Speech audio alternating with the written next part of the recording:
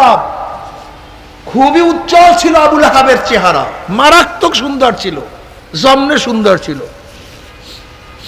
এমনকি দাহিয়া কলবি রাদিয়াল্লাহু তাআলা আনহু, যিনি এত বড় জালেম ছিলেন, এত বড় জালেম, নিজের হাতে নিজের ঔরজাত 70টা মেয়েকে হত্যা করছে। জেতা দাহিয়াতুল কলবি রাদিয়াল্লাহু চেহারার অবস্থা জানেন আপনারা?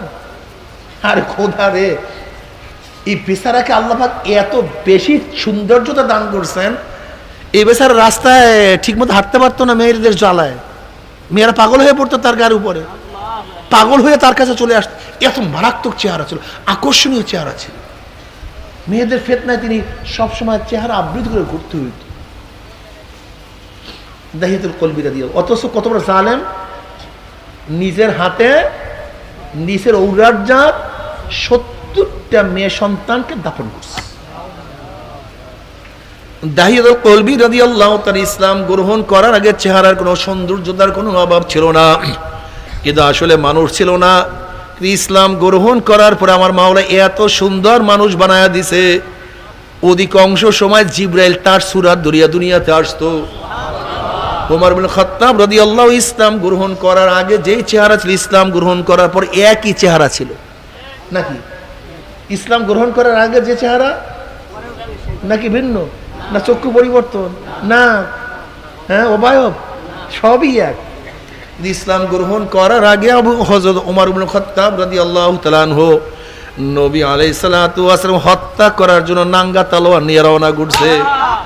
কিন্তু এই ব্যক্তি ইসলাম গ্রহণ করার পরে অবস্থাটা কেমন হয়ে গেছে, এখন তার কথা মাটিতে শুনে, তার কথা পানিতে শুনে, ওমর ইবনে খাত্তাবের কথা বাতাসে শুনে। ওমর ইবনে খাত্তাব রাদিয়াল্লাহু তাআলা খুতবা দেন মদিনায়, ওখানে ইশারা দিয়া সারিয়াতুল জাবাল, হে সারিয়া পাহাড়ের দিকে তাকাও।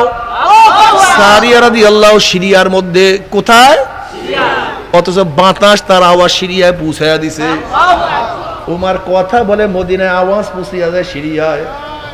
পুরো খোদা রে, ওমর ইবনে খাত্তাব রাদিয়াল্লাহু তাআলা চিঠি লেখে নীল নদের কাছে, হে নীল নদ, যদি আল্লাহর হুকুমে জারি হয় আমার চিঠি পাইতে দেরি, জারি হইতে দেরি করবা না। ওই চিঠি পানির মধ্যে পড়তে দেরি, কিন্তু জোয়ার সৃষ্টি হতে দেরি হয় নাই। মদিনার মধ্যে ভূমিকম্প শুরু। ওমর ইবনে খাত্তাব রাদিয়াল্লাহু লাঠি দিয়ে মারবে, থাম থাম। 19 কি বুঝলি? মানুষ তো মানুষ, একই চেহারা, একই চেহারা।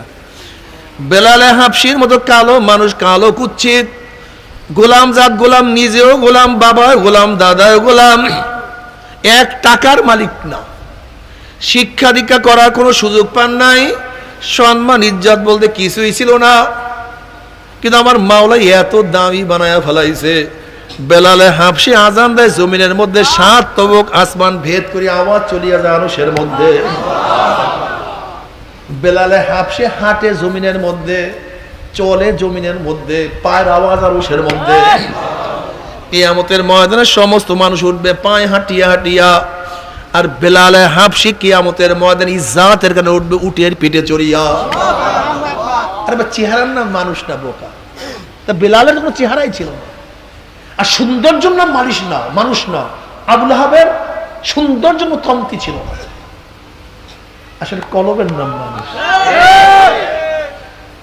ওমর ইবনে খাত্তাবের চেহারা পরিবর্তন হয় নাই, বেলালে হাবশি রাদিয়াল্লাহু চেহারার কোনো পরিবর্তন হয় নাই, কিন্তু ভিতরে যে কলবটা ছিল, অন্ধকার কলবটা এমন সুন্দর পরিষ্কার, যেই কলব এত সুন্দর স্বচ্ছ হয়ে গেছে, যেই কলবের কারণে আমার মাওলা এত দামি বানায়া ফেলাইছে।